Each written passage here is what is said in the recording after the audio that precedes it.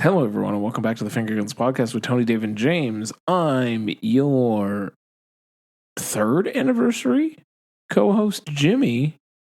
That's wild to say. Yes, sir. And I'm here with Big T, Tony B. No, I'm sorry. Your third anniversary, Big T, Tony B. Third anniversary, Big T, Tony B. And third anniversary, 1 week late. well, you don't need to call Dave us Baldwin. out on it, Dave. Dave Baldwin, if you're nasty. Yeah, well, you are being nasty. I need to call us out. We made a tactical error, and unfortunately, we're a week late on this. Yes, but yes, happy anniversary, fellas. Yes, we did it. Happy years. Yeah, that's crazy. Yeah. I don't even care that we're a week late. Like, I had so much shit going on last week that this is fine. I didn't want to just point it all at you, but it's fine. It is it's your me. fault. It's my fault, it's and your I know. fault. Either way, it's 3 years you're the problem. Behind this. It's you. All right, everybody, it's 3 years behind this mic. All right, yeah. We're late, but we're literally here. behind this mic. Behind this very mic. We have not changed our mics in 3 years. We should probably do that. My at mic. least wash this mic sock. Yeah, at least something. The sock could definitely use a. I'm gonna be able to get a sourdough starter going off of what's on this fucking thing. Yeah, it deserves a cleanse. But if you've been with us this long. Hi. Happy anniversary to you guys as well. Thank you so much for being with us. Big shout out. And we're sorry for all the profanity. If you can find a way to somehow prove that you've been listening to us since day one, I know there's only a very few of you that can. You get a free coupon for a happy ending after the end of this episode. Maybe from you. Yes. Why are we giving out happy endings? Because they've listened to us for 3 years. 3 years of our bullshit. I just appreciate people. We need to start getting some swag going, some like baseball caps and like a t-shirt, a toque, yes, a toque, a hoodie, t-shirt. I like these ideas. Sweatpants with finger guns on the ass. We have to find a way to pay Josh somehow. I think maybe merch is the way to go. We definitely need some merch. Exclusive merch. Oh, you know what? Overalls. Ooh. Yeah, overalls. Nobody does overalls merch. That feels right. Just like our big logo on the center chest pocket. No, on the ass. I kind of like Tony's sweatpant idea with finger guns on the ass. I like that. Yeah, that is good. We'd be it's like next Juicy Couture. You get like at least like a finger gun each on both butt cheeks. And one right up the middle. I just wanted those tattoos with the guns. Oh yeah. Oh man. I just wanted those. I'll join you on that quest. There's the possibilities are just endless. Yeah. Temporary. Oh, can we do temporary finger guns tattoos that you can tattoo on the corners? See, I feel like that's the way to do it. That's the way to do it. That's the way. Yes. If you have ideas, please send them in. Yeah, let's build some merch. Very small runs because I can't afford to buy 1,000 toques, but or 1,000 sweatpants. We'll figure it out. I could probably afford 1,000 temporary tattoos, but still, send them in. But congratulations, fellas! Congratulations. That's an achievement. Defs. I'm glad you guys are still on this journey. Little scrappy podcast. Yeah, that we just still have fun doing. Absolutely. Because I get to talk to you two chuckleheads for hours at a time. It's true. Literal hours at a time. Literal. It's true. Sorry that we said fuck too much, guys. I'm not. Or specifically mom. Well, oh yeah. Oh, I'm definitely apologizing to my mother. Moms, we appreciate you listening to us, but sorry we say fuck too much. And don't ask what a happy ending is. I don't need that conversation in my life. Definitely not. But anyway, let's hope they don't ask us what DVDA is either, so Tony doesn't have to explain it to someone else. No, I'm so mad. Why? How did we get to DVDA? Like I don't understand. He's bringing up offline chats. I don't understand. This isn't canonical. Oh God, it is now. Oh God, let's start this fucking episode.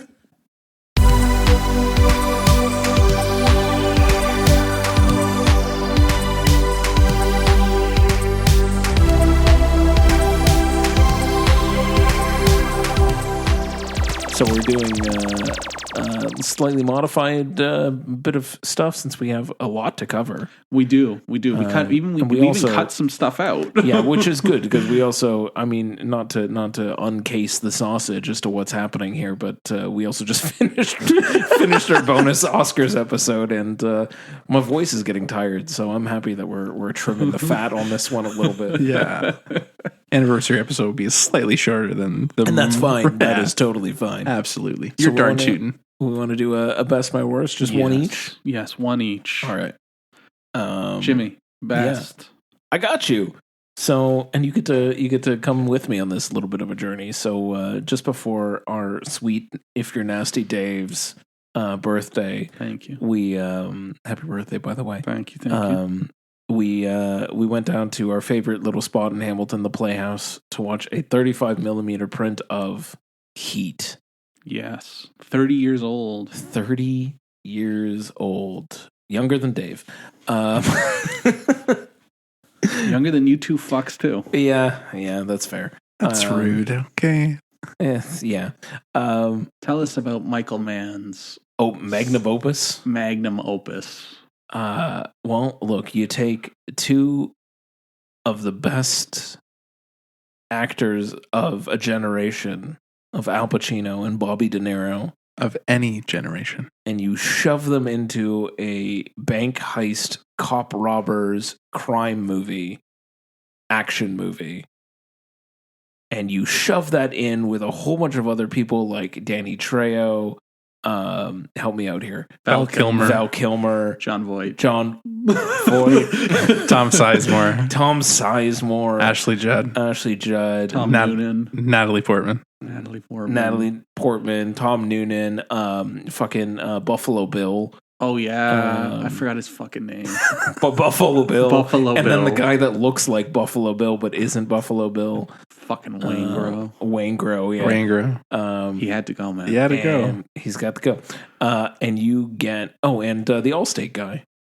Yep, the All-Star guy. Yeah. Yeah. You guys keep talking. Oh, and Jeremy Piven. And Jeremy Piven. Yeah, With the most amount of chest hair. absolutely. He has Hank Azaria. Hank Azaria, Ted Levine, Ted Levine. yeah. William Buffalo William Fitcher, Billy Fichtner. Fichtner. Mackay. No, I'm butchering his name. McCletty Williamson. Yeah. Yep. Tone Loc. Henry Rollins. Henry Rollins. Yeah. With a neck bigger than his head. Of course. I think we've got everybody. Look, I cannot describe anymore how much of a stacked cast this fucking movie has. It's insane. It's saying Bud Cort from insane. Harold and Maude is in it too. Oh, jeez. It's insane. Like, this has everybody, but you start off with two of some of the greatest actors ever. Add in all these incredible actors or character actors, however you want to classify them in their own right. And you build this narrative that is focused on both sides of a tale of a cop who will stop at nothing to catch his criminal, and a criminal who will never go back to prison. Yeah. And it's brilliant. The action scenes are fucking riveting from start to finish.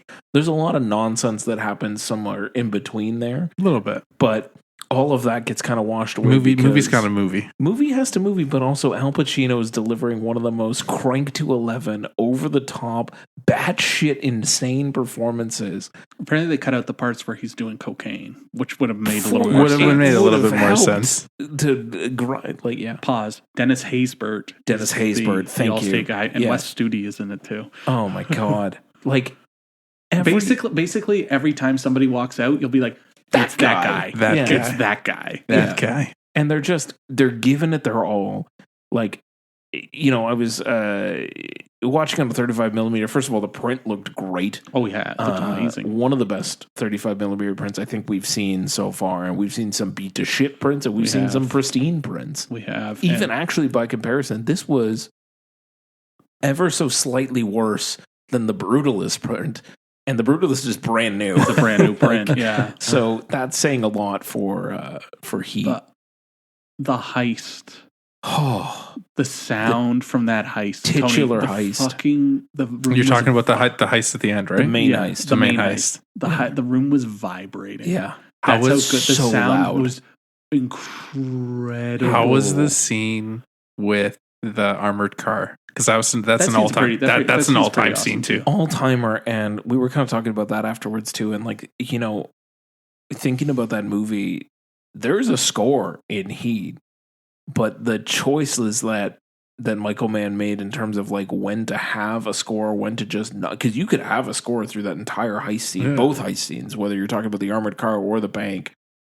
You could throw a score over that whole thing and make it really epic and everything else. But the choice to just drop away all of it and leave it with just like these over the top like armored car crashing into the brick wall and blowing out the door and everything is nuts. The sound design is incredible. It's immaculate. And that was probably the highlight. Like obviously seeing the movie is great. Mm-hmm. Yeah. But just the sound work just was incredible. It's like, and the crowd we saw it with was very like dude heavy. Oh, of course, it like, was dude heavy. And like it's a dude's rock movie to start with, but it's like, definitely a dude's movie. Yeah. The ultimate dude movie. Yeah. But it was. But even to that, everybody was very in tune. Yeah, but even to that, so Dave and I, we get in there and we go grab a seat first, and we're just like taking off our coats and ready to put it down on our chairs and everything else. We got a pretty good seat.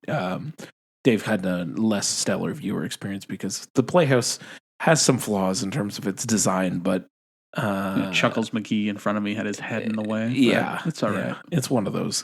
It's all right. It's a good thing that not much happens at the bottom of the frame. No. True, but this gentleman and his partner were there, and he just kind of came in and he's like, "Hey, so like, is this it?" And I was like, I'm sorry, what do you mean? What are you asking about? And he's like, "Oh no, like the theater. Like, is it just a?" I'm like, "Yeah, man, this is it. It's one room. Like, you're in it." He's like, "Wow, this is like my first time here." I'm like, "Welcome and never leave. Like, this place welcome to the party, pal. The best." And like, they do shit like this, but they'll do like other 35 millimeter screenings. They'll do new releases that are like independent and less big movies. Like, this place is the best. And James is fishing for sponsorship money. Well, yes, yeah, a little bit, please. But like saying all that, and he's like, "Oh man, yeah, like this place feels like really special." I'm like, "Keep coming back." Like, that's all I can say. And like, we're not on our Oscars episode anymore, but it's a small screen that needs support. So support it when you can, because like they do shit like this, and we got to see Heat in 35 millimeter, and it was incredible. Yeah. Sander Berkeley.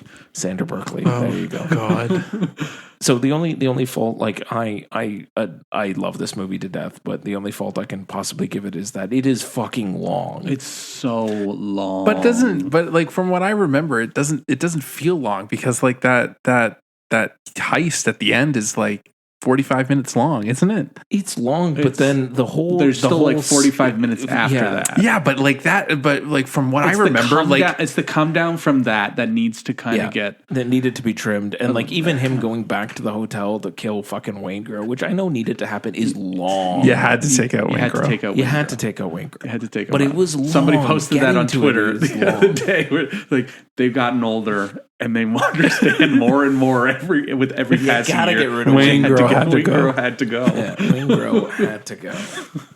And also, it ends goofy with them holding hands, and it's a bit of a goofy ending. It still sounds, but it's the planes taking off and stuff looks so cool. It's like it's almost like a romance, though. Yeah. Like, yeah, it's such a romance, and you get that with like the restaurant scene. Yeah, the restaurant scene, yeah, and like they don't even show them together. Like, they show them together once. Like, and it's not even like a true thing. Did you know the fun fact about that? Because I was telling Dave afterwards. What? That was, so he set up 3 cameras, and they did it over and over again. Of course, they had to. But they just did 3 cameras. You're talking about the diner scene. The restaurant scene, yeah. 3 cameras, so 1, 2, and 3 filming simultaneously. Yeah. And all of that, 96% of what you see on screen is take 11. Yeah. Almost its entirety. So like, there's very little that they took from the other ones. It is exclusively take 11. So they had one camera on Pacino, 1 camera on De Niro, and then a master. The master. That's it. Yeah. Yeah. That makes sense. And most of it take 11. Also, I mentioned it to James in the middle of the movie. Yeah. There's no way Hank Azaria is pulling down Ashley Judd. Yeah. What the fuck, way. man? No way. Like, that's prime Hank Azaria. There's no way he's pulling. I can't remember if it's Hank Azaria or Jeremy Piven, but there was an article that came out that one of them was absolutely terrified of Al Pacino in one of those scenes. It's probably Hank Azaria. It's probably Hank Azaria Jeremy Piven's only in the one scene with De Niro. Yeah. Yeah. Okay. Hank So then it's Azaria Hank is Azaria like- because he's yelling at him in the scene, right? Yeah. Great ass, and you're all the way up in it. That's not even that's like a 6.5 Pacino, but yeah. I don't want to wake up your children, Dave. Hank Azaria said he was absolutely like mortified and that he almost pissed himself. I would too. It comes out of nowhere because you know it's Because it's a switch, right? Because like he's talking normal and all of a sudden he just fucking turns. yeah. Like you know it's coming. Between that and I had forgotten about. I'm sorry, I had forgotten about the time when Pacino comes home to his wife and the guy she slept with just Xander sitting. Berkeley, Xander Berkeley just sitting in his kitchen, and he has the whole thing about the fucking TV, and he takes it with like it's you can like fuck my wife, but you can't touch my TV. Like it's my TV. He's like, he is so unhinged in that movie. Like when you find out afterwards that they cut scenes out where he's supposed to be snorting coke, it's like, Yeah. It would make sense, Yeah. right? But Yeah. like you have these like polar opposites because like De Niro's like very calm, very collective, like very like like straight, and like he's got an objective and he's not going to let anything stop. And then you got the wild man of friggin' Pacino that just goes off the fucking rails. Well, Tony, if you see the heat around the corner, 30 seconds. There you go. You gotta be able to walk away. Anyway, I've said enough about Heat. That movie is literal perfection. That movie slaps. It's long, and there's certain stuff that doesn't need to be there, but it slaps. It slaps. It slaps. It's very much a dude. I'm very upset. I missed out, but I will. Made a critical error. It's fine. I have the 4K. I will bust out the 4K and I will watch it's not film. I don't give a shit. It's not film. It's what I'm gonna have to deal with. It's what I got. It's what I got. Make sure you go home tonight and just turn it all the way up. Wake Melissa up from the basement. Wake the neighbors. Yeah. Oh, with the Moby score. Yeah. It's good shit. It's good shit. I was telling James too. Like when I first saw it, would have been on TMN. Yep. Which is what, Canadian HBO? Yeah, I guess Canadian HBO. In the 90s, and it would have been in full frame. Yep. Yeah, and there's so much going on in the frame that I'm watching it and I'm kind of trying to imagine it in a square, and I'm like, I don't know how I would have been able to watch this.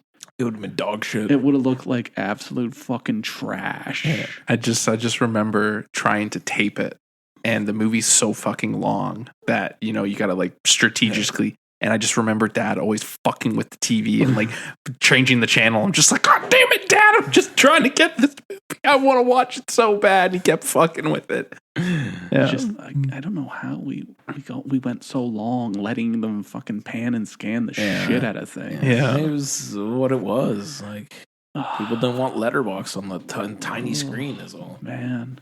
Anyway. I watched a video on Ferris Bueller, and literally something is happening over here, but pan and scan doesn't even see it. Yeah. Fuck pan and scan. Yeah, fucking its stupid ass.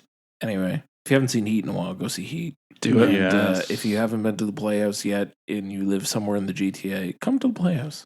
It's a good time. It's a good time. Dave, give me something. So I wouldn't classify this as a meh. I wouldn't classify it as a best, but I would classify it as a must see. Mm-hmm. I'm going to do a double header for you. Must see. And I'm going to talk about Neja and Neja 2. All right. Neja 2 is in the news right now because it has made over $2 billion. Good God. And most of it is in China. No, of course. So it is the highest grossing film in one region ever. Yeah, of course. And it's the highest grossing animated film of all time, highest grossing Chinese film of all time. Yeah. And it's a big fucking deal. Yeah. So this is Neja 2. Kidding. This is Neja 2. So Neja 1, which you can watch on YouTube for free. Oh, cool. In its original language or dub. Okay. I saw the dub one. Sure. Which wasn't awful. The dubbing wasn't awful. No. But it's definitely a very different vibe when you watch Nesha 2, and it's not dubbed. It's not dubbed. The first one reminded me a lot of a Pixar movie, and then I was just like, okay, like a little taken back by it. And then you get to the sequel, and like the sequel is we saw it in Mandarin. Yeah, We saw it in, and it was a exactly what Dave said, the polar fucking opposite. It feels a lot different in its native language. Yeah. I just want to make sure that I was right, that it's in Mandarin. Yeah, I'm fairly certain it's in Mandarin, and you miss so much emotion, right? Because like when you're watching the dub, it's like almost like fabricated, and it's like very like not authentic. Yeah, and then you're hoping that the dubbed actors will figure out a way to translate the emotion. Exactly, but, like, right? It's not and easy. even some characters, like I like, because like some of the characters in the first one do come back for the second one, and like I like the characters completely, like so much more in the second one because you have the rest of it. Yeah. So I feel like I would have a greater appreciation for the first one if I heard it in the. So I want to rewatch the first one. The first one came out in 2019 and was a big deal. Yeah. But obviously, like it made bank in China, sure, but didn't really make bank do here. anything It didn't else, really do much here. But now it's a massive success. It's a behemoth. Yeah. Anyways, the plot is that there's these two, the stone, an orb. What would you call Orb. it? I think it's an orb type thing. Yeah, and sure.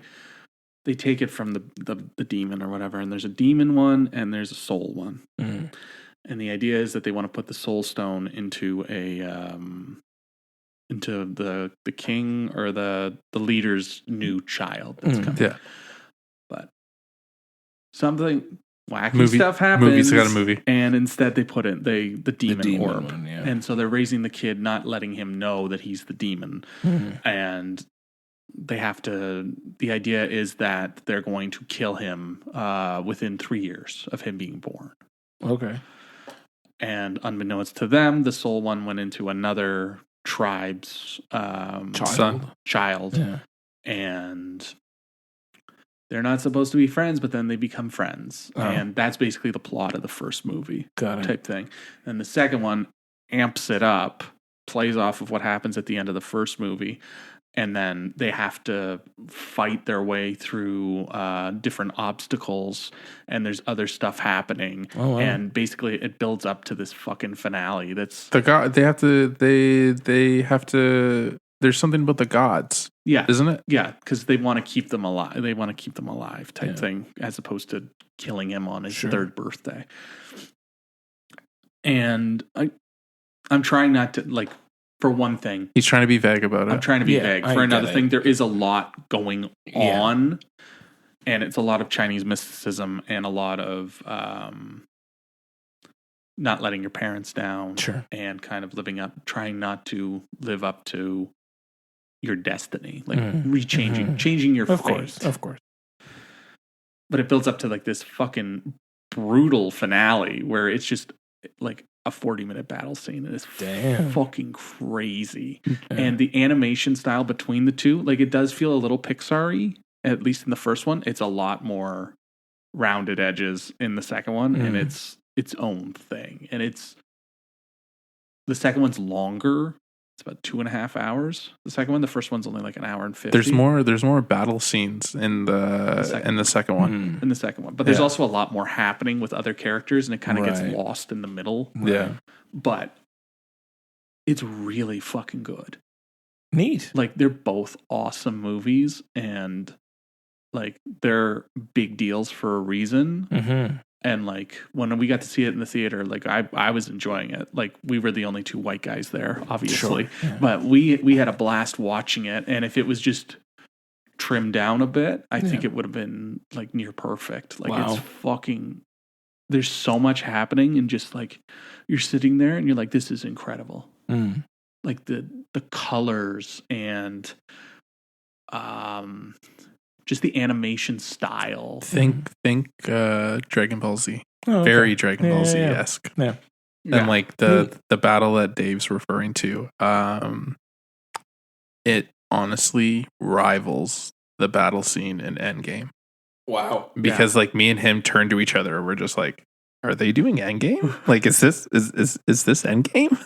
That's nuts. And it was not, and it was absolutely nuts. It's nuts. And I was just like it's like brain melting Yeah, type yeah, thing. Like, yeah.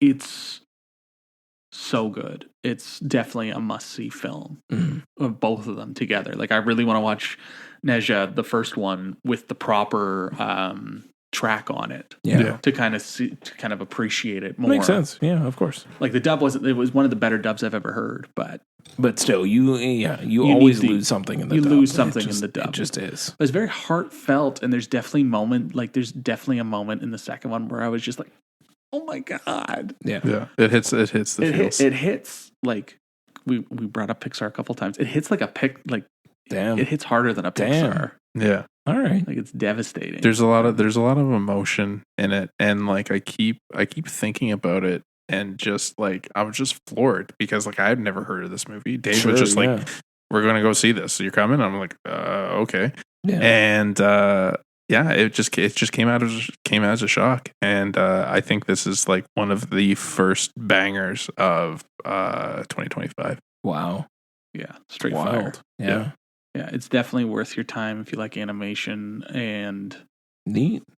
yeah, it's subtitled, but Yeah, whatever.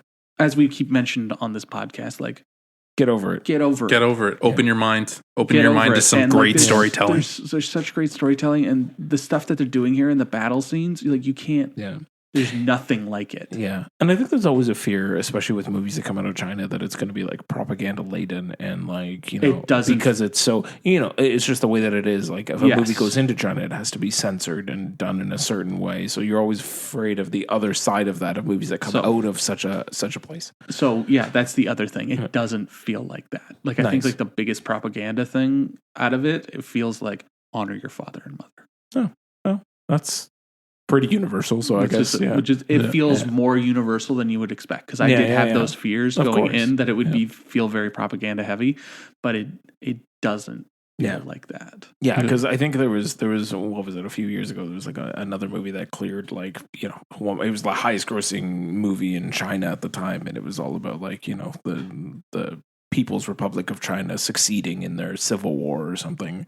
And I was just like, and then we saw that Wolf Warrior 2 movie that felt very propaganda. Yeah, so like there's always that fear. So it's great to hear that like this is just sort of like I'm sure it's traditional storytelling. I'm sure it's there, but it feels more traditional. Yeah, in a sense, and less overt.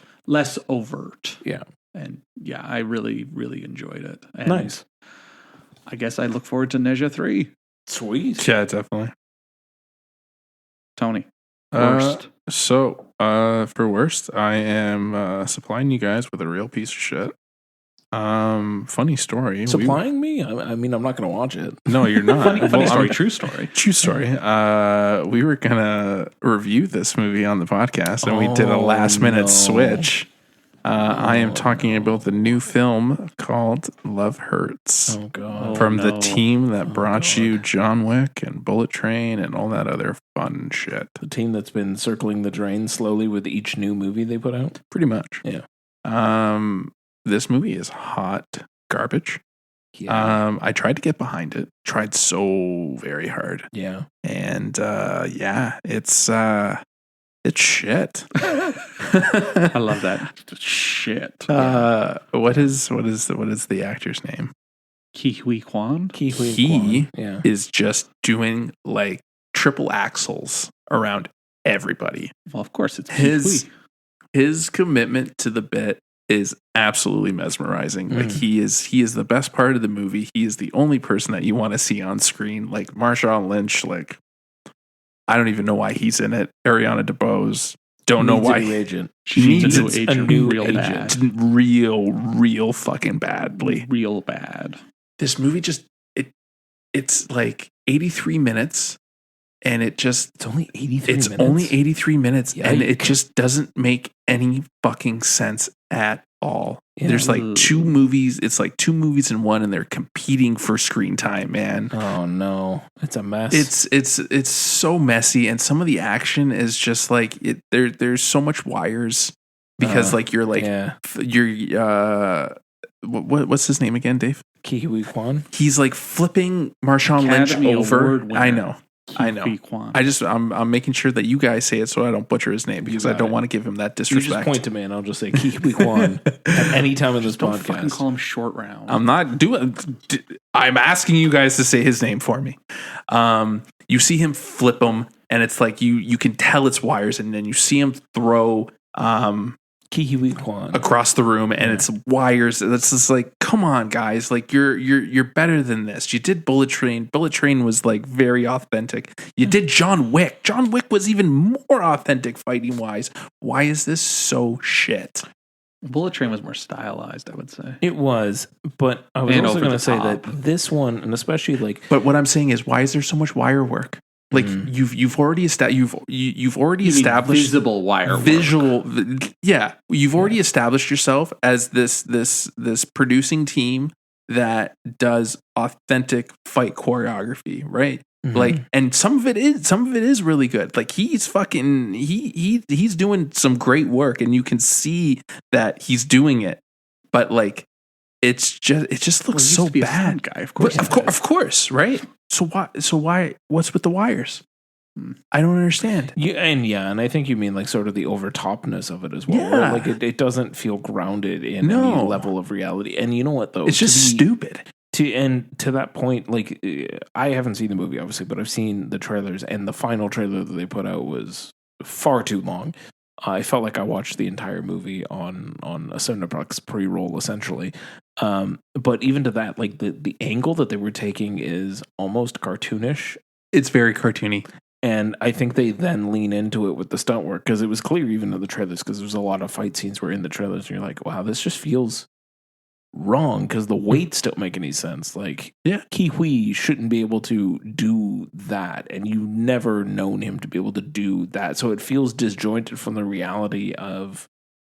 I don't know, man. I saw him beat the shit out of a guy with a fanning pack. So, and that's fine, but even that was less over the top, it seemed, than like him flipping over fences and throwing Marshawn Lynch across a room and Ariana DeBose is the love interest, and they have negative chemistry. Ariana DeBose has not been doing the thing is the problem, and she needs to fire her agent. Yeah, just straight up, just fire them. Don't get me wrong. There are some good moments, and Kiwi Kwan is literally the best part. Like if you're going to watch Key, just call him Key, Tony. Mr. Kwan. There you Mr. Kwan. He's the best part of the movie. So if you're going to watch this movie, watch it for him. Sure. Because like he deserves the views. Yeah. Right? Because like I love that he's getting a resurgence now because of Everything Everywhere All at Once. Yeah. And like this movie just doesn't do him any favors. He's better than this, and he's better than the movie that he's in. Yeah. I was gonna say this is not the way. This is not it. But like give me more. Like I'm glad that he's getting better. Give me better, because he is better, and this movie needed to be better for him. Yeah.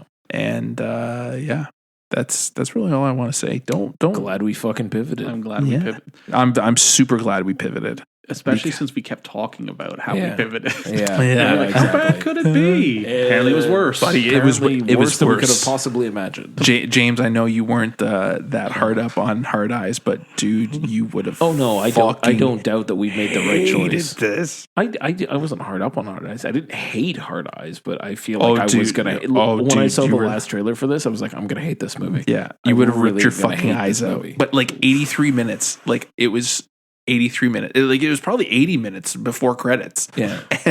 Still, was it even 80? Was it 75? Still, literally, still not worth it. Yeah, it's not worth it. Yeah, it's not worth it, and it's so sad because Kiki Kwan is great. Great. Well, that's a bummer. Yeah, it's just it's just a tough dick to swallow. Someone said that to me at a party, and I was like waiting. I was like, honestly, that is the greatest thing I've ever heard. I'm gonna find a way to say that on Monday, and I fucking found it.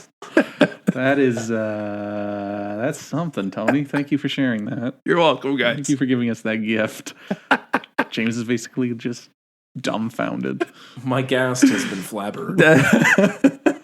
Oh, all right. right. Well, So you guys are completely speechless. I am so glad it fucking hit. I am just I plan these moments out, and I'm glad that they always fucking deliver. You're welcome. Yeah. Thank you for saving that one up. I really appreciate you keeping that one on the can for us. Thank you for that gift. It's going to keep on giving. What do we want to head on to next? We want to talk about a few screeners. Yeah, let's talk about some screeners that are now on VOD. It's screener time. The movie's not even out yet. You cannot watch it. We'll tell you if it's any good. Screener time. All right, hit me. Tony, do you want to start with Anna Caretta? Yeah, we could do that. Yeah, this I'm pretty sure I can sum this up very, very. All right, very, very. It's from a few years back. It's just coming out now. Yeah. Well, that's. I'll say no more. And it really truly is. There's a reason for that. Yeah.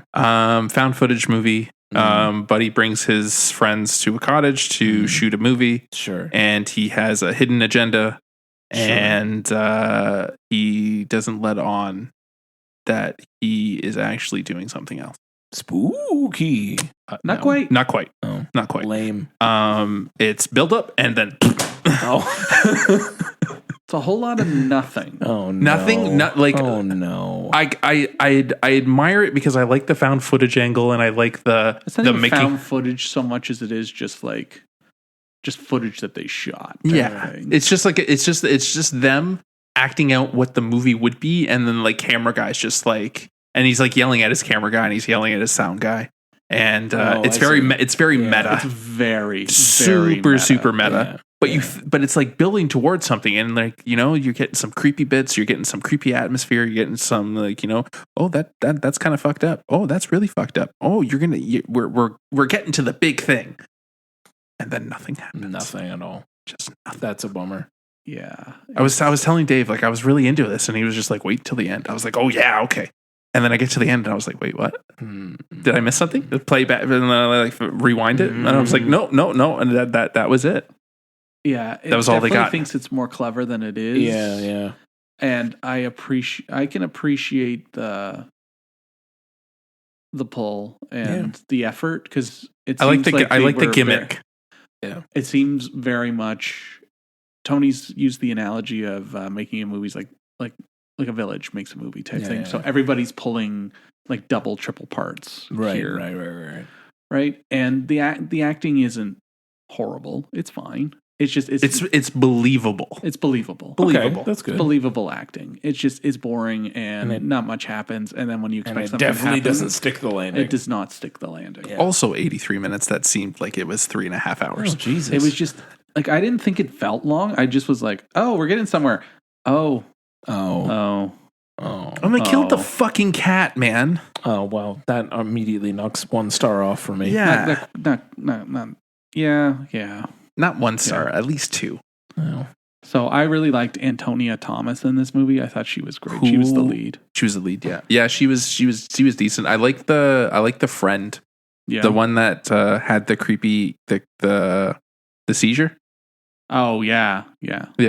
That scene's a memorable scene because she has a seizure, and the next scene is the sound guy being like, hey, you should hear this. Right, and it's the sound clip of because everyone's mic'd up, yeah, right? Of course. So her name's Jessie Stanley. Yeah, and they play the audio from her having, and it's genuinely creepy because it's just like, holy fuck, now we're getting somewhere, and they do absolutely nothing. Bummer. Yeah, that's a bummer. Yeah, like I said, wants to be more clever than it actually is, but I would skip it. Definitely skip not it. Worth it. Seems like it. I'm glad to have not. Yeah, not worth your time. This. Not worth your time. And the other film is an Australian picture called Bird Eater. Oh yeah, Australian toxic masculinity. Oh boy. Yeah, it's about shitty guys doing shitty things, but the guy is he's getting married and he's having his bachelor party. His bachelor party. Sure. And it's basically just like a night at the cottage type thing. Oh, okay. And he invites his fiancée to come with them, Oh, that's a choice. which is a capital C choice. Yep. And just like secrets are revealed and sure. people, there's a lot going on that maybe they shouldn't have let on to. And like certain people, like the other guy's girlfriend's there or the other guy's fiance's there too. And it's like, maybe we shouldn't have brought them. Yeah. It's just like, this is some bad choices. These are some bad choices. I'm getting sick of these Australian movies that are just a talking point of why Australian men are so shitty. Fair. Like we get it. The whole country's trash. Like we get it. Like between this, the Royal Hotel. Like what's the other? What was the other one? The entirety of Australia.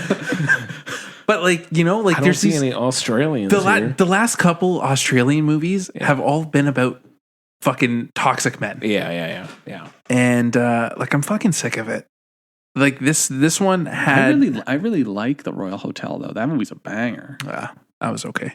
I thought it was a banger. This one it had good moments, but again it wastes all of its potential. Like you're waiting for like this grand big reveal, and it is a mic drop moment. Sure, but it kind of like peters out. And it doesn't really fully.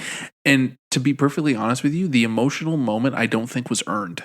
Oh, so like you don't really feel the emotional weight of it happening because it kind of just happens and then they yada yada yada. Right. And like there's this one scene where it's like a strip show. They go the men go off and like there's a stripper and they're outside and they're spotlighting the stripper with the headlights of the car. And they're all tripping balls and like the one guy's tripping balls and like it's very like drug induced. Sure. Really, really creepy scene and really unsettling scene, right? And it's very uncomfortable. The whole movie's fucking uncomfortable. Yeah, it's not the feel good picture of the year. And everything's like unsettling, but again, like it's just they waste all of the potential because like I thought something was going to happen. So when I'm reading the synopsis of this movie and like you're expecting something to happen, I'm expecting like something horrific to happen. And like, when you really think about it, it is absolutely horrifying. What the twist is, when everything's all said and done, it's just wasted. It's wasted because it's like mic drop and then yada, yada, yada. Yeah. And, it just did a huge disservice. And this movie is like, a ball hair under 2 hours, Dave? Yes. Yeah. And it feels so fucking long. It's been a theme for you tonight. Yeah. Right? Well, like this movie, it took me a couple watches to finally finish it. And like maybe that was the problem. Maybe I just had to like sit there and just be agonized straight through. Yeah. But yeah, I did not like this movie either. I thought I liked it. I liked the performances. I thought there was more to Again, you're right. There should have been more to it. And it's more psychological than it is full-blown horror. Right. And it's also very ambiguous. And I don't think I'm spoiling anything when I say I don't know how one person leaves the cottage. Just straight up, I don't know how they go home. Yeah. Like they don't die. They're still there. They don't die. They don't make it clear that they're still there. They just suddenly aren't there anymore. She went upstairs and never came back down. So I'm just like, okay, that's weird. And like the guys, I don't think the guys have enough. There's a difference between most. Oh, of them. they're too similar? They're very similar. Yeah. Like they have like the one character trait, but then like two of the guys are basically interchangeable. Sort of like all one note guys. They're all like bros, and they all have that bro mentality, and like what they're trying to grow up. Like the one guy is obviously the stunted one who doesn't want to grow up, and is a little annoyed. And he has a really good scene, but it's like intense one-upmanship and like dick measuring contests, and just to Tony's point when he mentions the twist. I thought there would be more to it, and I thought it would go to darker places. You're building this moment, and like there's so many places where you could go, and they just shows nothing. Yeah. So both just Yeah. shows Yeah. nothing. So both seem to have a similar theme then, screener wise. Like they both kind of hit. They didn't do enough with the material they had. It left a lot to be desired. Exactly. Yes. Like they're great ideas on paper, Yeah. but the execution leaves a lot to be desired. Got it. I thought both of the girls in this movie were great. Oh, of course. I thought they were great. Like Yeah. Shabana Aziz, she's the lead girl. And like she goes through a journey, and I thought she was excellent in the film. But yeah, the ambiguity is on some of the ambiguities on purpose. Because like there's the one part where they're playing a game, and it's basically like a secret game or something, where like you whisper something in the person's ear, and then they answer who they think. They give an answer of who the person would be. Type thing. Okay. Like I would whisper into Tony's ear, like, who do you think is the most awesome person at the table? And Tony would be like, Tony. would say, right. But then like you wouldn't have heard what I asked him. So then they like flip a coin to find out if you find out or not what he asked them. And most of the time you don't. So the guy's just like freaking out because he's like, Why do they keep saying my name? They keep saying my name. Yeah. But it doesn't really build to anything. It doesn't. Yeah. It doesn't do end up going anything. anywhere. Yeah. It's just like it's a lot of like this one. I thought this one looks great, and there's some great camera work in it, and great editing in it. But like they just don't do much with it. It's not like the other one, like Anna Coretta, where they felt that it was just more clever than it's supposed to be. Right. So I liked it. I didn't love it. I Just could have been better. It could have been a lot better. So I understand why Tony hates it. Yeah. Fair enough. But those are both on VOD if you do or don't want to see them. Absolutely. They exist. They You exist. can find them and watch them, Exactly. which is great. And if you chose not to, then, you listen to us talk about them. And at least we're telling you that they exist in case maybe you know someone that does want to watch them. Absolutely. And does like shitty Australian men. Absolutely. Movies about shitty Australian men. Maybe there's got to be a niche genre for everybody. Maybe that's your niche genre. We're just here to tell you about it. There you go. Next up, what? We got a Shutter Minute tonight? Yeah, let's do a Shutter Minute. Let's get spooky. Spooky. Third anniversary spooky. Evil lurking deep inside, its darkness knows no limit. So listen closely if you dare. This is the Shudder Minute.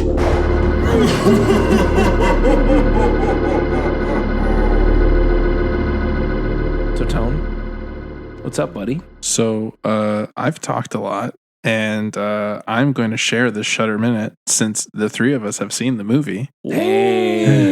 Is that a first? That It might is a be first. the first I time. think that Is might the be a first. first, Let's all yeah. watch It is a it. first. So Mr. Jimmy, Yes. lead us into the Shudder Minute The with Rule of Jenny Penn. absolutely Coming to theaters on March 7th. And soon to be Yes, hitting yes. Shudder. starring John Lithgow and Jeffrey Wright. Yes. No, not Jeffrey Wright. No, Jeffrey Rush. Jeffrey Rush. Jeffrey Rush. Jeffrey Rush. Jeffrey Which Wright is is awesome that he's back on screen. Like Oh. I can't remember the last time I saw him. Oh, loved. He's the narrator in Minions. I watched that movie a lot. Yeah. So I haven't seen him in a lot of things lately. I haven't seen since the King's Speech. Yes. That's fair.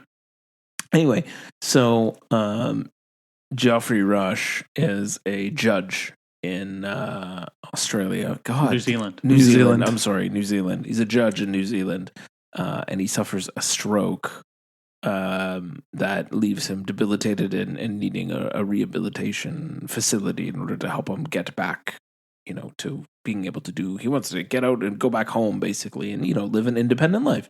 And he can't because he's paralyzed on half of his body, kind of, and he's working to build that up his right half of his body, I guess. Yeah, he's doing rehab to he's get going to be able to use his body the way yeah. it's supposed to work. Yeah, so he's in a rehab home with a lot of other elderly folks that are going through similar or worse situations. Some are sort of circling the drain. A few folks, pass away and things like that. And he's in a room with an ex rugby Maori legend that he hates because he just hates people. Essentially, he's a a lone dick. soul, and doesn't want to be around anybody. And also at this facility is John Lithgow, which I told super friend of the podcast, Josh, about that I watched this movie and that it had John Lithgow. And he was like, hell yes. He is the biggest fan of John Lithgow. Does he like comedian John Lithgow? He likes all John Lithgow. Quite possibly like the biggest John Lithgow fan like I've ever come into contact with. President of the fan club of John Lithgow. Yeah. And John Lithgow's there as doing a pretty good New Zealand accent, to be honest, to be fair. A little bit over the top, a little bit too much, but it's fine. He's another resident who, has, his full faculties about him, so to speak. But he has a doll that he wears on his hand that goes by the name of Jenny Penn. Well, it's supposed to help him with his rehabilitation. Like the whole puppet angle is another element of rehab. Rehabilitation, yes. Yeah. And then from there, we have a crotchety old judge who's trying to get better, and a creepy son of a bitch, creepy ass John Lithgow with a puppet on his hand on the other side, and hilarity ensues. I don't know if it's hilarity so much as just unsettling nonsense. I was going to say fucking nonsense. Fucking nonsense for the entire runtime. That really speaks to elder abuse, which is a topic we brought up more than once on this podcast. Yeah. And also speaks to like care facilities needing more personal support workers, as well as proper security and proper and it deals also with it also deals with I think the lack of thematically it deals with the lack of agency that you feel when you have to give up that part of your life and you rely on others to help you. It's it's an over the top version of that, but you have to succumb to the rule of someone else in order to survive. The titular Jenny Penn. The titular Jenny Penn in this case, where you got to lick her asshole. That's something. Fun. That's a whole fun experience that happens multiple times throughout this film. That's something. When it happened the first time, I was like, "What the fuck am I watching? What the fuck is happening?" Yeah. Yeah. I mean, a lot of this movie, because the movie does have to movie. I'm glad for this movie's sake that we live in a society where it's just commonplace acceptance that these homes are understaffed and under securityed, because otherwise this movie would just stop. Because the amount of times I was watching something happening going, where the fuck is everyone? Why is there nobody? Why is there not a single camera in this entire place? I don't care that it's been open since 1968 and John Lithgow's been there since 1968 working at the place.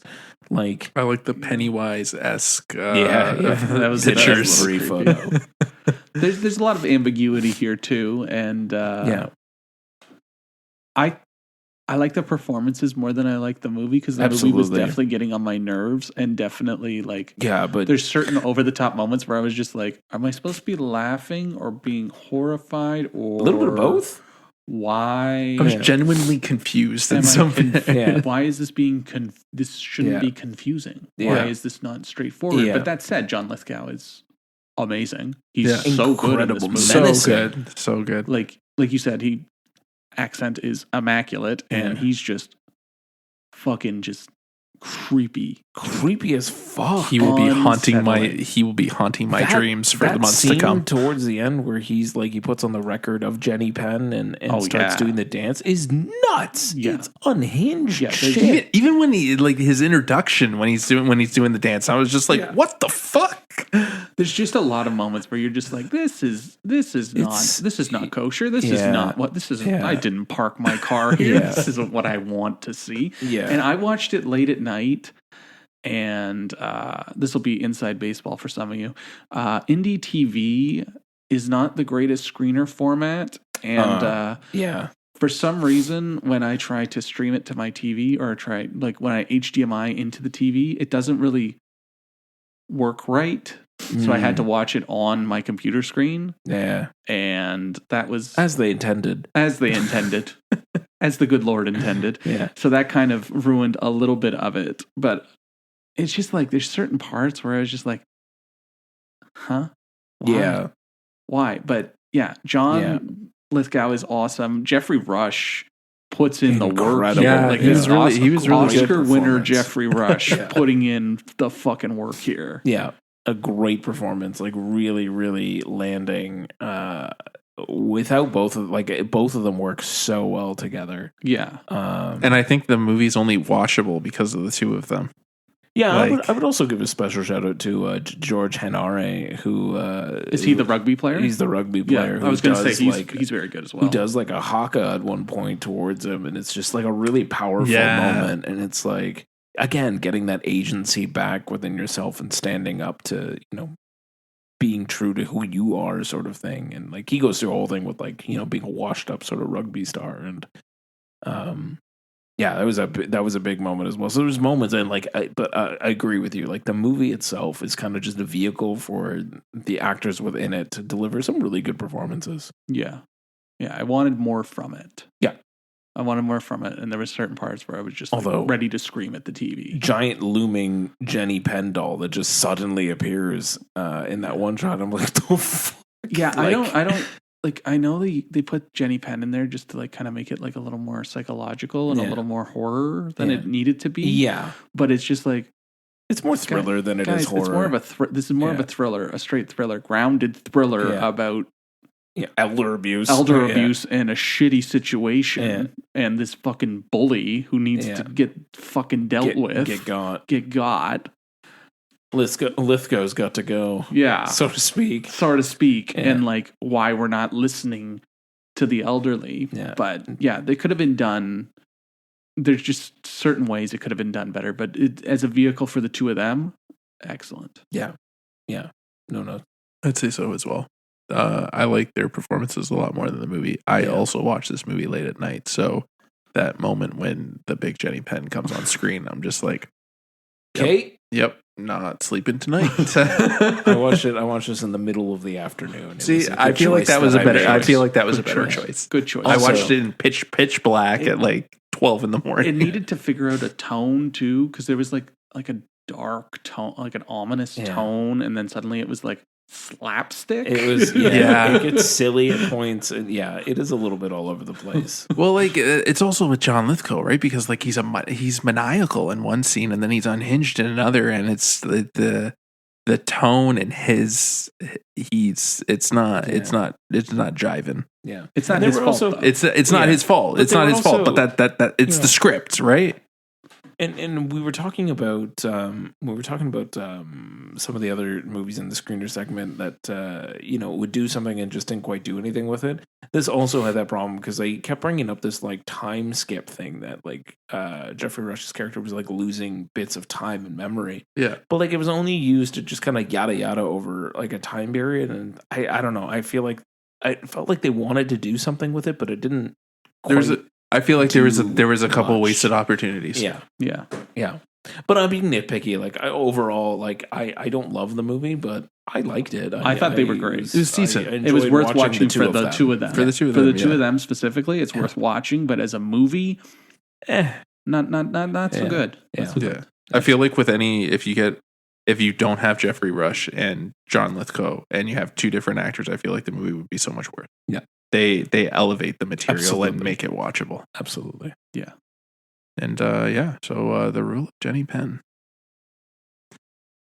Now I kind of want to just walk up. I want to kind of hover over Tony when he's sleeping and just put my wrist. Just turn your wrist over and ask him to lick your asshole. I shit you not, I will grab your balls and feed them to you.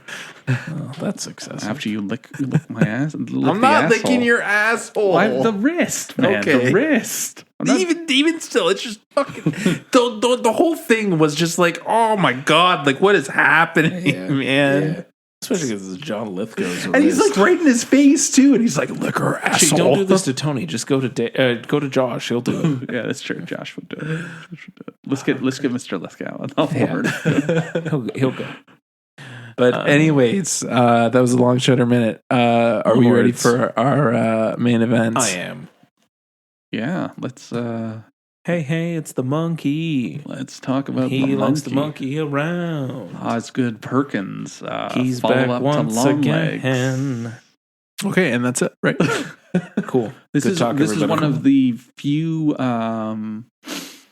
directors that we're repeating Most of the time we always talk about a different director, but this is true. This is one of the went back to the very well. few that we are watching another of their films that we This is correct. Yes. I don't know how I feel about that. And I meant to re-listen to our Long Legs podcast, but I like that movie a lot. You liked it too, right? Yes, I did. Did you like it? I can't remember if you did. Fine on it. Yeah. I liked parts of it. I didn't love it. You guys loved it a lot more, but I know you guys are skewed into the cult of Nicolas Cage. So Well, that's in Michael Monroe. Yeah. You know. Yeah. And 1993 iconography. Yeah. Blair So- is Blair Underwood in it? Yes, it is. and I was literally about to say, and Blair Underwood. and Kiernan Shipka's in it. Kiernan too. Shipka's in it for Yeah. one scene. She's Yeah. awesome in it.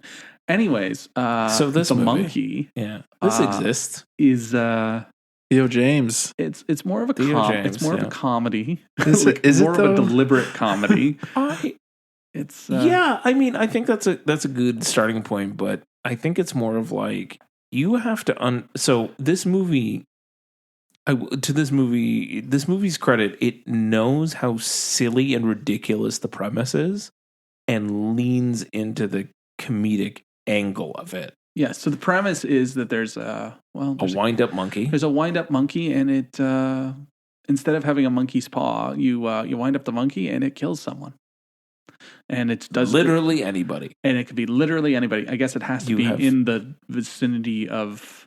It has to be within your. Maine? Well, no, it has to be within. It has proximity to your life in some way, and then I feel like, from what I gathered, when you run out of that, it expands its radius to an extent. But yeah, it's not necessarily just Maine, because they moved to Maine after some deaths occur. But It's based on a Stephen King story Yeah. and a short story, which should tell you something.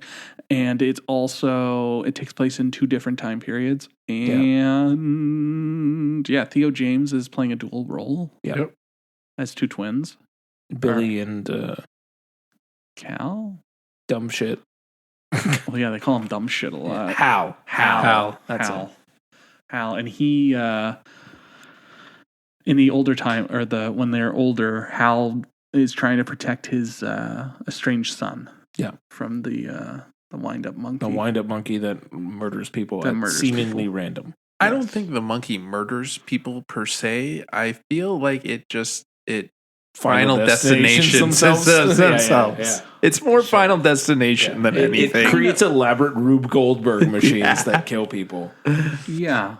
Because it's like a whole chain of events that just suddenly just go into... Well, until the end. And then it's less Rube Goldberg and more just mass murder. But that's fine.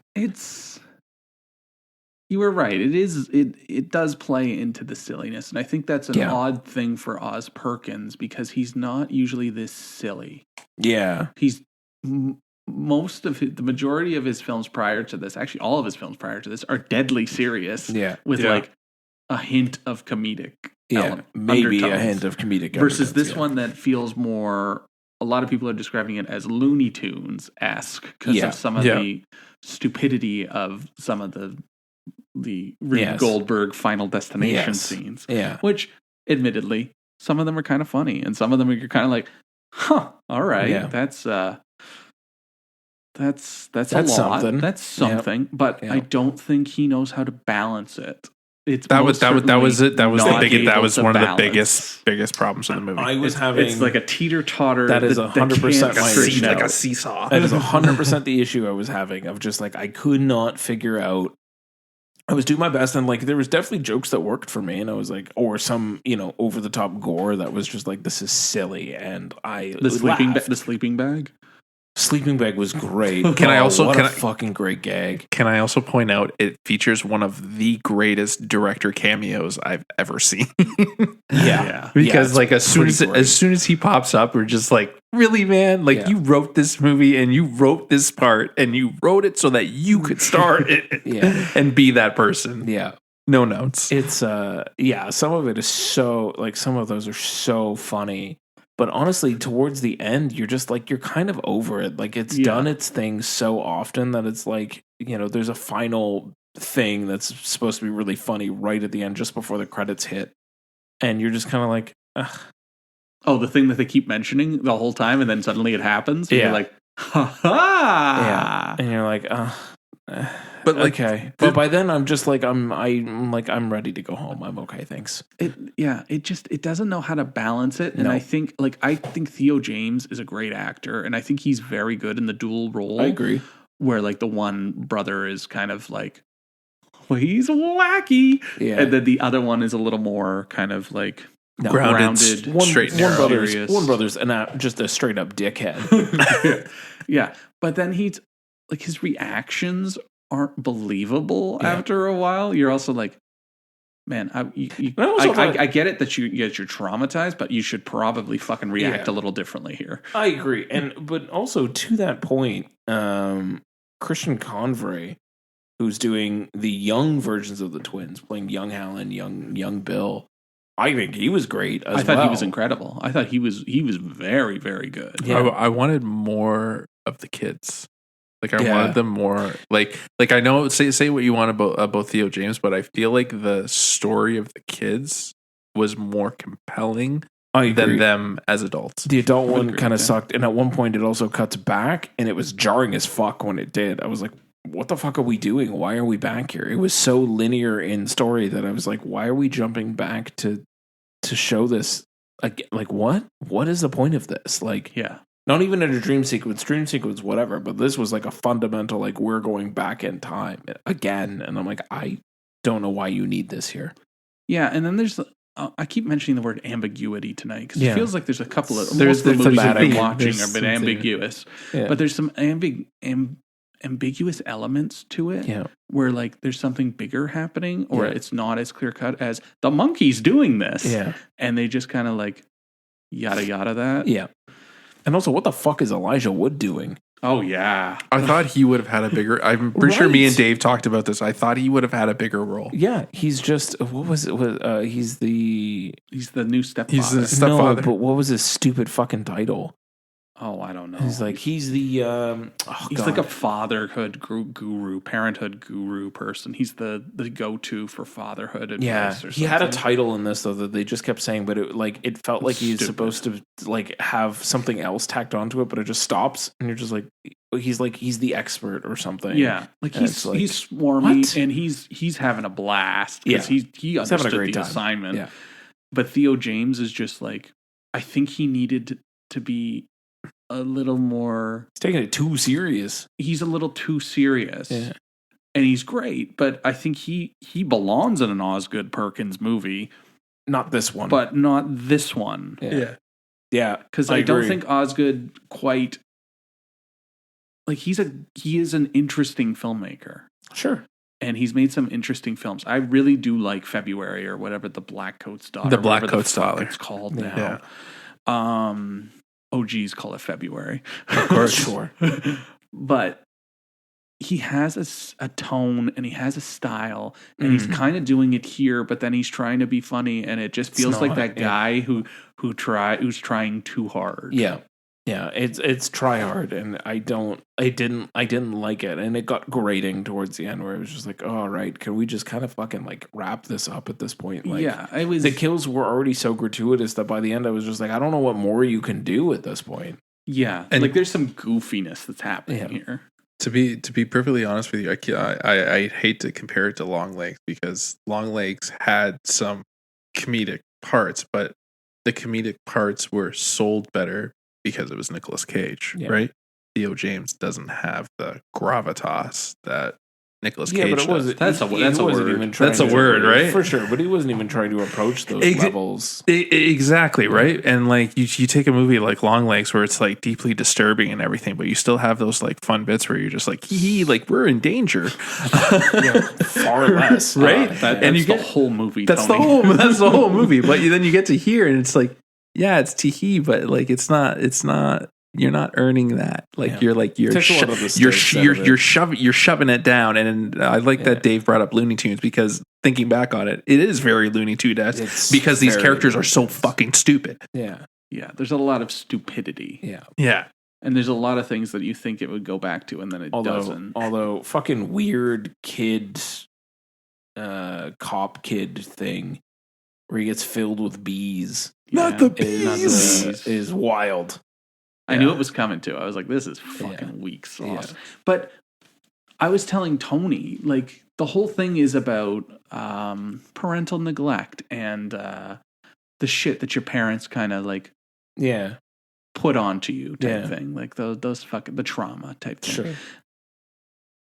But then they bring up another set of twins and then they don't really do anything with it. And you're also kind of like, what is the point of the father diddling them? What was the deal with this father? And I mentioned it to Tony. He's like, I didn't get that at all. And I was like, I kind of got it, but they didn't really explain anything about this. They didn't do anything with it. I had no idea what the plan was. He was an absent father. Like, I get that Theo James's father is an absent father.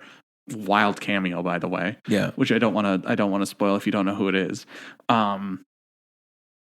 But like this other guy, I'm just like, why the fuck? Like, I understand you're trying to juxtapose them, but like, what the fuck are you doing? Yeah. It just felt like a whole lot of what the fuck are you doing? Why are you doing this in this movie right now? And what are you doing? And I know that some of it is also like him exercising some demons. Because, like, his dad is Anthony Perkins. Yeah. Obviously. So Anthony Perkins was in the closet and he died of AIDS. Yeah.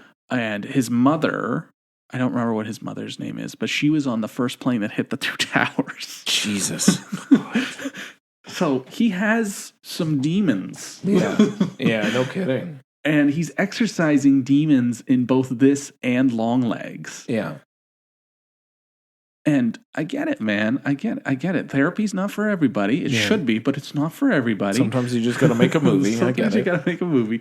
But it's just, I don't know if we just needed to be in a better mood for it. Yeah. Because I know a lot of people, like friend of the podcast, Matt Layden, really liked this movie. And I don't see it. No, I don't. And I don't see it. Like, we saw this. We saw Neja 2 beforehand and we were amped up. And then we saw this and we were just kind of like, I back-to-back this with Jenny Penn. That's a journey. Hell of a day. It was a day. That sounds like. But also, day. like, I don't hate this movie. No, I also don't hate it. I was just very let down very by much it. So, yeah. Like maybe I don't think were not for me. Yeah, I don't think I hyped it up too much, but I was very let down by it. I wanted low expectations. But like he's coming off Longlegs, right? And Longlegs was great. So you're hoping that it's just like, okay, we're gonna get something on the same level, and it just wasn't. Yeah, I was hoping that Longlegs would reset my expectations because I didn't like it as much as you guys did. So it was already kind of like, oh, all right, well, I kind of know what I'm expecting. And then I got this, and I was like, no. Okay. It's like it's been a common theme tonight with all the movies. It's just like missed opportunities. You have the opportunity, and then it's completely missed. And then this was another movie where it was 93 minutes, right? 93 minutes. Yeah. But it was so dragged out. Yeah, it felt very dragged out. Yeah. I was like, I don't know how you turned a short story into 93 minutes. Well, they've done it before. Sure. Like Stand By Me was a short story, and it's like nearly 2 hours, and it's kids finding a dead body. Best fucking movies that anything to do with Stephen King has ever been attached to. True. Yeah. But this one is not. This one is not. It's not like I like the design of the monkey though. That thing is fucking nightmare excellent. Fuel. Yeah, and I kind of like it was supposed to be a monkey with cymbals. Yeah, but it went drum. They had to change to a drum because I think Disney like trademarked it or something. Yeah, for Toy Story 3. Toy Story 3. That's batshit insane, right? So they had to do something. Disney. They had to. I don't know if it's trademarked or they did something. They did something that they had to change it. That they had to change it, and I think it really helped because I think it's cooler. It is the drumming cooler. thing. Because the sound design of the drum, right, and it like builds up the tension to when it finally happens. Yeah, like, I don't feel like the same tension would be there. No. It's more cymbals. the cymbals would be more annoying than it would be menacing, right? The drum is more menacing because it's louder, right? There's more force. Just like the teeth, like the teeth. Like it's a creepy fucking doll. It's great. It's really well designed. And like the kills were great. Were great. Like some of them were pretty fun and inventive. Like the girl getting blown away by the shotgun that you see in the trailer, like that. Yeah.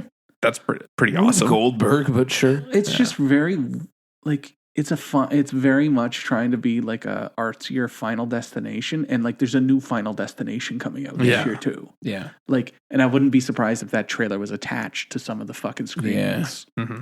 No, it wasn't for me. It wasn't for us either, but I wouldn't like. It seems like the kind of trailer that would be attached to this movie. So talking about how packed was your theater? Not packed. There were some young kids there though, which I was surprised.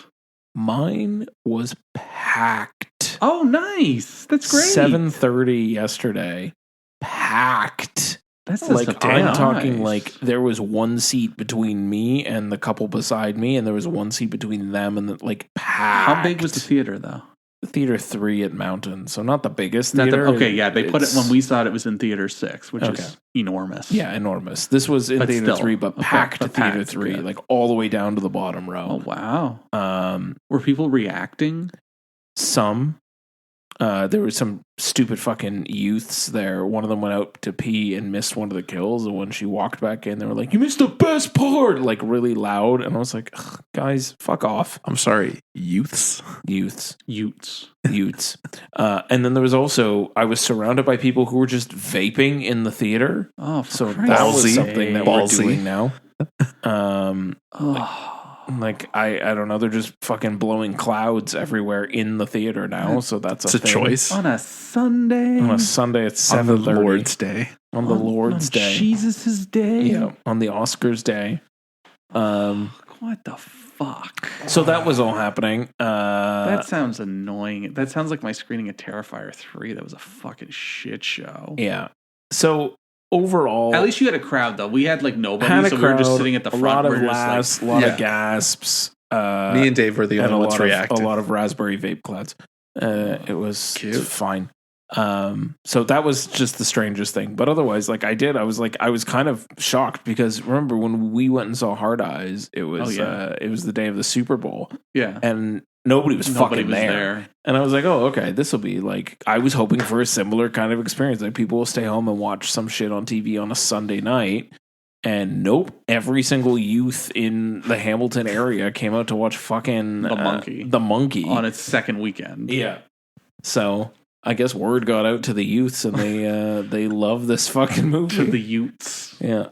They're just here to blow clouds and watch people die. Tony's just chuckling in the corner there, like, yeah. What the fuck? What the fuck? Like, why do you keep saying youths?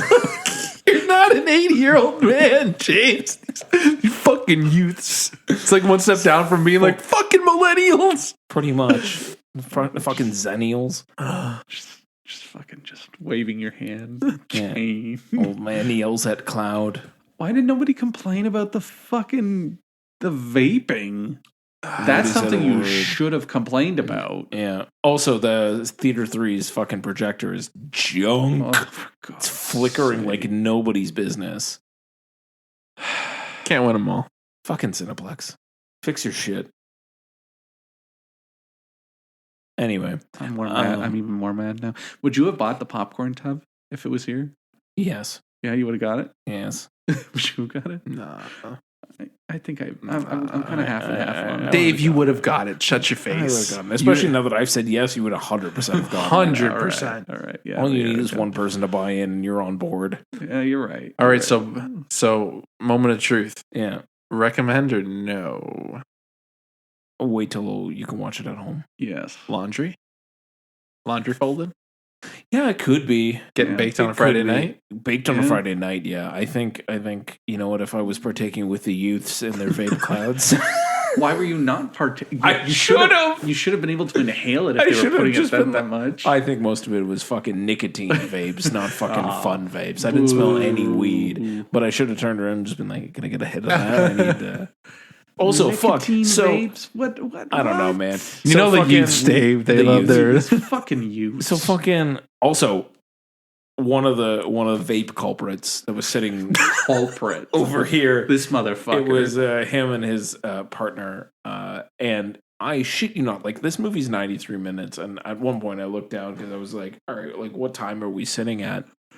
And I was like, okay, by my calculation, I think we maybe have 15 minutes left. She gets up to go get refills on the drinks. I'm like, on 2 large drinks. You have 15 minutes left. What the fuck are you doing? This isn't a 3-hour epic. Where the fuck are you going? Anyway, she came back. He took like 6 more hits of his vape pen, and then the movie ended. That guy was fucking egregious. Anyway, I stand up. Chuckles. So in theater 3, I love everybody has a nickname. In theater 3, fucking the last row goes all the way across. So like yes. I'm sitting. I took the second to last row because it's a small theater on the edge, as I do. As you do. That meant also someone's foot was right beside my face. Which okay, fine, not egregiously, but like I knew they were there. So I stand up. That's so uncool. Like, don't do that. Credits roll. I stand up. And these two, it's a girl and her boyfriend that were sitting in this 2 chairs that are like right by my face. He stands up and like drops his, I don't know. I'm hoping wireless headphones might have been vape cartridges. Who am I to judge? They fall like 6 stairs down.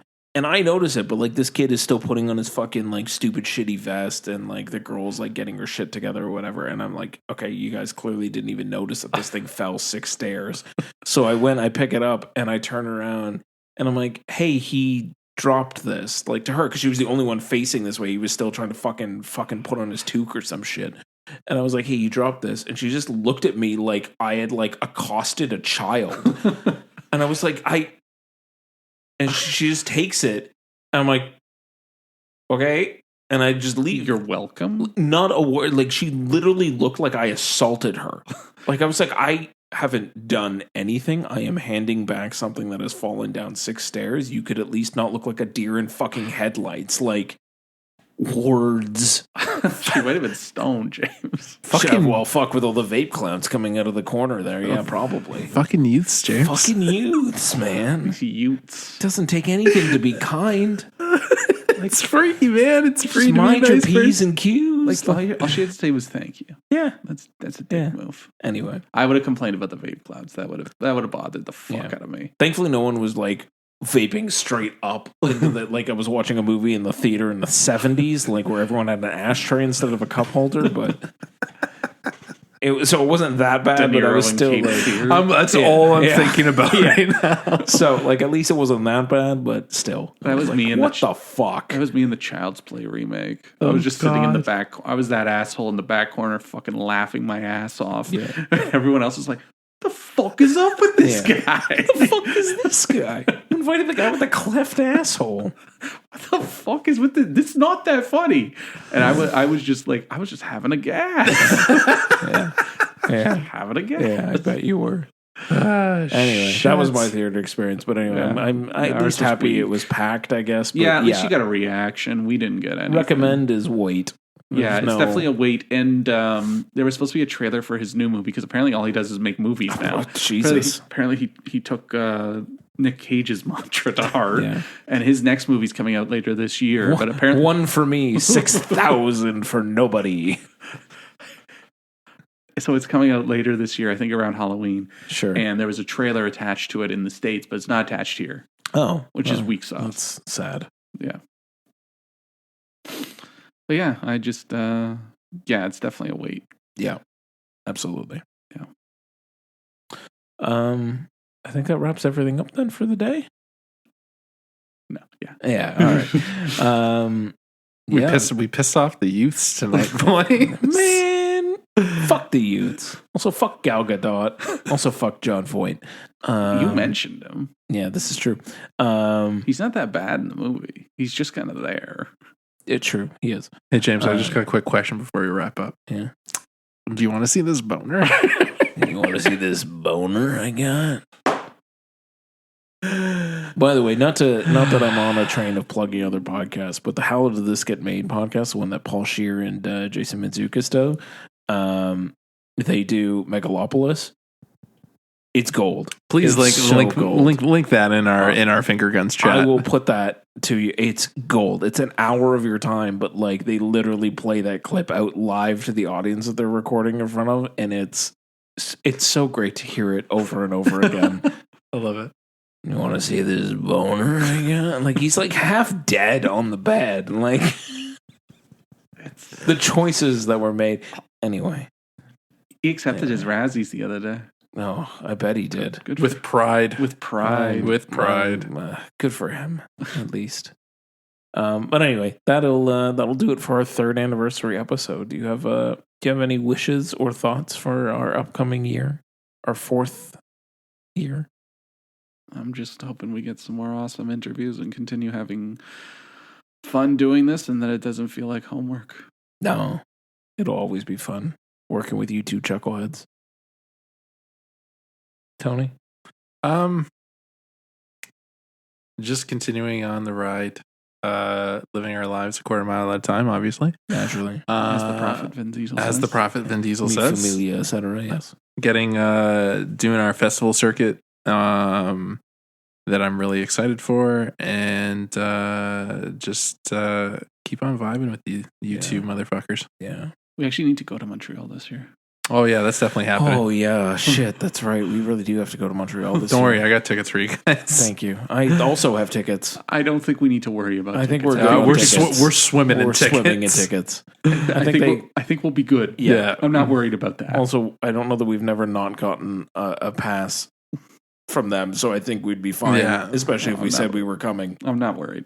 Yeah. Not worried. So, yeah, and I'm just very looking forward to the rest of this year, doing a whole other year with you, and it's been a journey I didn't expect to go on for as long as it has, but I'm so happy it has, and yeah, Onwards and upwards. always.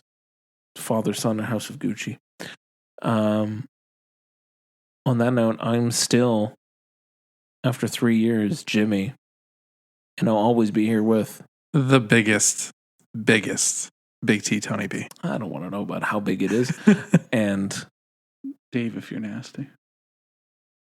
we'll be back soon.